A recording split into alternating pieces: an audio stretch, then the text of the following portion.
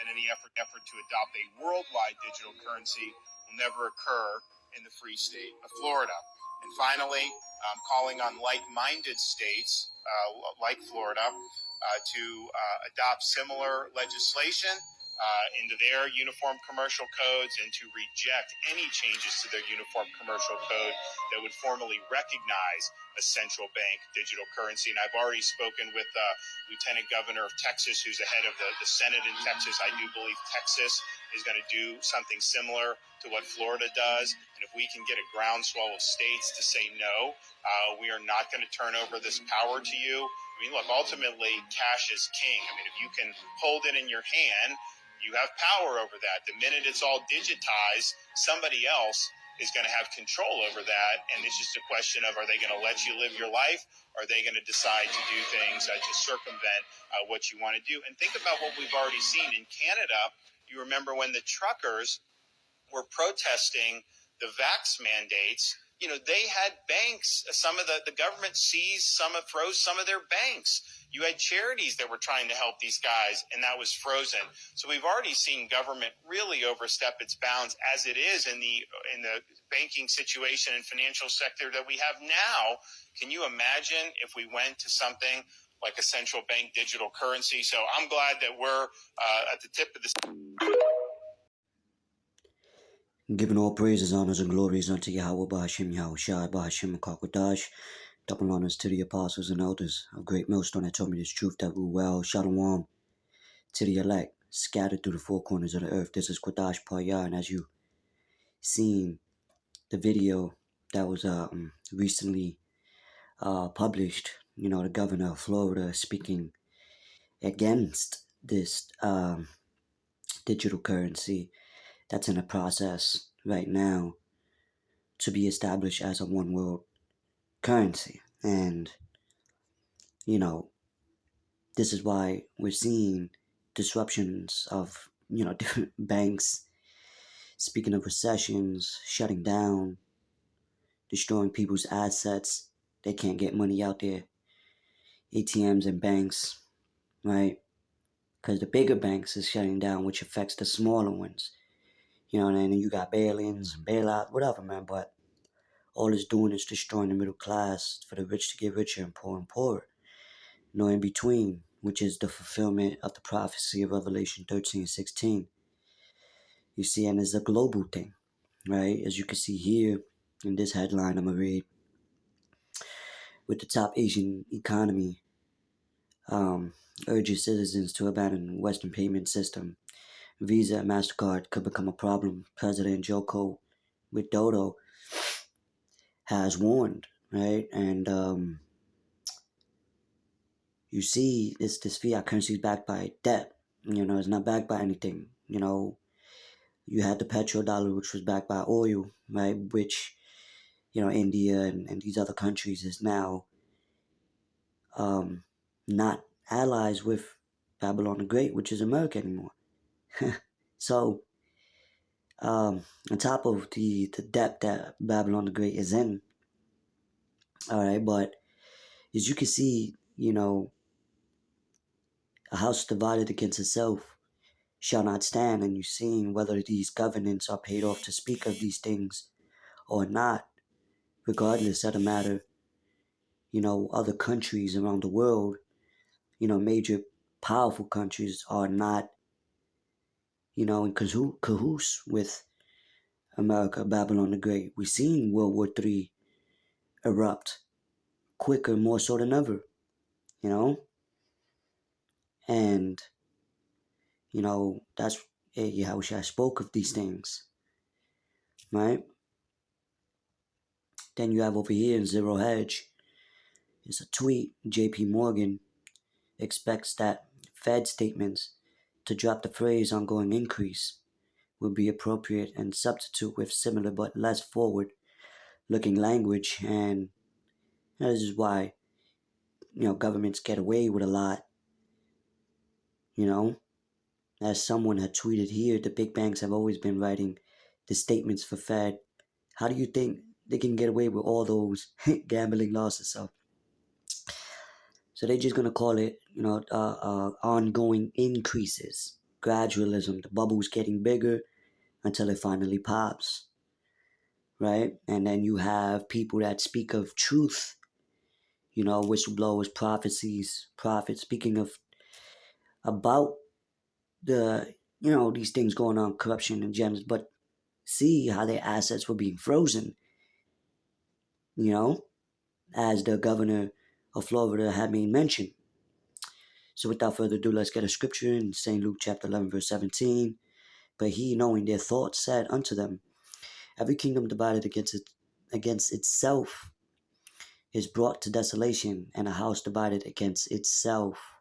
Salakia, and a house divided against a house falleth.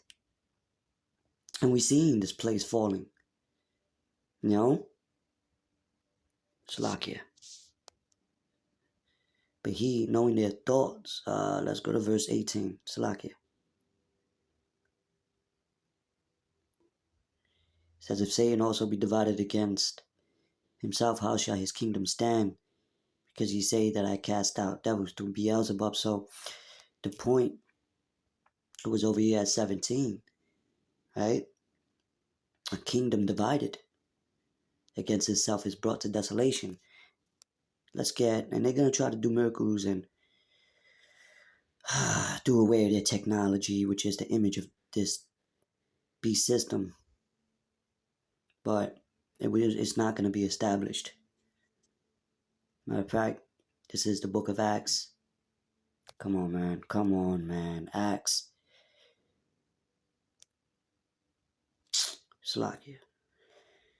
This is the book of Acts, chapter 5, verse 38. And now I say unto you, refrain from these men, and let them alone. Here's the point. For if this counsel, right, or this work be of men, it will come to naught, meaning nothing. It will not be established. Why? Because it's being done in wickedness, in vain. You know, the earth is given into the hands of the wicked. So that's why the Lord warned us about, you know, refraining from deceitful and bloody men, right? While the rest of the world give in to this, you know, because they don't got faith. And when they lose substances, they're going to go to these elites rather than trusting in the Lord. Remember, the Lord showed us many examples how, you know, we were in the wilderness and not having anything, not even a place to rest, but the Lord still provided. See, because it's all about it's faith at the end of the day, right? But if it be of God, you cannot overthrow it. Exactly. Lest happily he be found even to fight against the Most High, Yahweh Bashim Yahushua Bashim Kakodash and his men. You know? So, real quick, let's get the book of Revelation chapter 3, verse number 10, because thou hast kept the word of my patience. So we're supposed to keep the words of the Lord, you know, to the end. He that endures to the end shall be saved. So we got to endure these things that's coming, because what? It's going to come like a snare upon all the world, as, you know, St. Luke had mentioned, a trap, you know, which is why we're reading this, because it's an hour of temptation. So let's read on. It says, because thou hast kept the word of my patience, also to suffer. We're suffering for righteousness' sake in a place that's designed to destroy us, right? But we walk by faith. So it says, I also will keep thee from the hour of temptation. We're going to get these words too. I also will keep thee from the hour of temptation, which shall come upon all the world to try them that dwell upon the earth, which is what? A trial, test. Let's get that word keep, right? We're going to go to the blue letter. You know, these are Yahushua's words written in red. We're going to get the word. Slaki, forgive me. Been having some technical difficulties lately, a lot. That has kept the word of my patience. I will also keep thee. Okay, so let's get that word. Strong's G 5083. Tereo. Alright, to attend, to carefully take care of. That's what the Lord is going to do to his men. He's going to take care of them. right? To guard, which is what? Protect, right?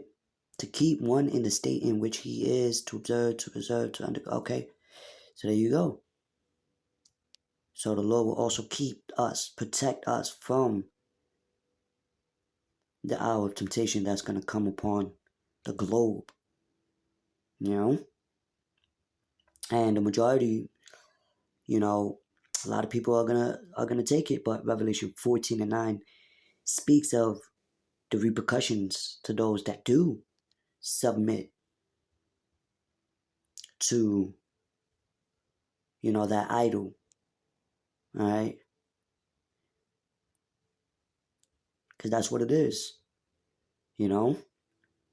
Which is why Isaiah said, woe to them that go to Egypt for help, meaning destruction is going to come upon the people that go to these elites for help, for refuge, when they're the ones that's causing all this. But in reality, the Most High is orchestrating both sides, and this is why we got to understand the purpose of everything, that seeing the bigger picture, and why we must have faith and understand who's in control here. See? It's all a test. It's all prophecy. You know, Isaiah 55:6, seek the Lord where he may be found. So, you know, these elites, they're causing chaos to try to bring in a solution, you know, through the problem that they created, and also a divide and conquer tactics. Understand that. Because you're going to have civil unrest. You're going to have uproars of the people for these things. You know? Because these prophecies are happening as a domino effect, as we see famine, as we see droughts, you know, shortages on goods, right? Homelessness, World War III, wars and rumors of wars, right? You know, divisions among the people, because a lot of people are going to be divided. Remember what happened during the 2020 lockdown. Understand that, how people started to turn on one another. So imagine when they don't have food or funds. Think about it. That's why it's called Jacob's trouble, and also the hour of temptation. Temptation. See? So the servants of the Lord is going to eat, while the rest of you people, you're going to have to brace for impact because judgment's coming. With that, shalom.